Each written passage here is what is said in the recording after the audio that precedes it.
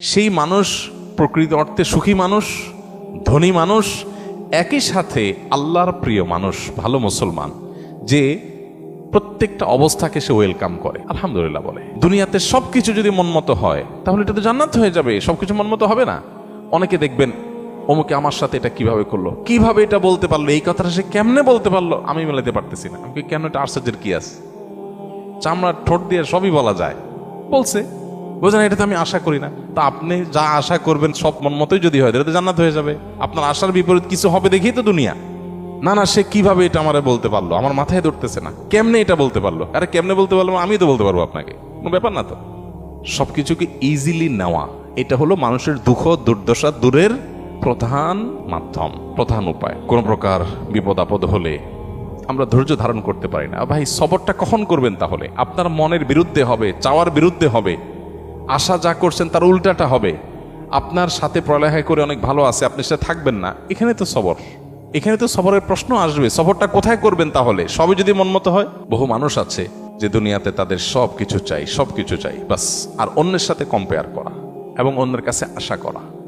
সকল অশান্তির দুইটা মূল আছে, আরেকজনের সাথে নিজেকে তুলনা করা, আরেকটা হলো আরেকজনের কাছে কি করা, আশা করা। মানুষের কাছে এত বেশি আশা করা উচিত না। স্বামী হোক, স্ত্রী হোক, ননদ হোক, দেবর হোক, শ্বশুর হোক, শ্বশুর বাড়ি হোক, এমনকি বন্ধু বান্ধব হোক, আপনার স্ত্রী, তিনি হয়তো রান্না বাড়া ভালো পারেন না, আপনার মনে দুঃখ, কিন্তু তার চরিত্রটা ভালো। আরেকজনের বউ রান্নাটা মাশাআল্লাহ একের, কিন্তু চরিত্রটা 2 নম্বর। আপনার বউয়ের চরিত্রটাও ভালো, রান্নাটাও ভালো, হয়তো চেহারা ছবি ভালো না। আরেকজনের বউর চেহারা ছবি অনেক সুন্দর, কিন্তু বড় বড় রোগ সে বহন করে বেড়াচ্ছে, লাখ লাখ টাকা যাচ্ছে, তার বাঁচা মরা মানে একটা ধোঁয়াশার মধ্যে আছে। আল্লাহ তাআলা আপনার স্ত্রীকে সুস্থ রেখেছেন। একইভাবে মেয়েরা যদি পুরুষদের দিকে তাকায় দেখেন, আমার স্বামীটা অমানুষ, সে একটা ফোন করে না, একটা মেসেজ দেয় না, একটা খোঁজ খবর নেয় না, আমি মনটা খারাপ করে বসে আছি।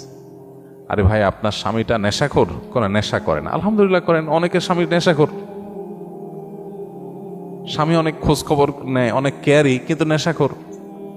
আবার অনেকের স্বামী সব দিক থেকে ভালো আছে, কিন্তু তার ক্যান্সার 4th স্টেজ হয়ে গেছে, যে কোনো মুহূর্তে মারা যাবে। আল্লাহ আপনার স্বামীকে সুস্থ রেখেছেন।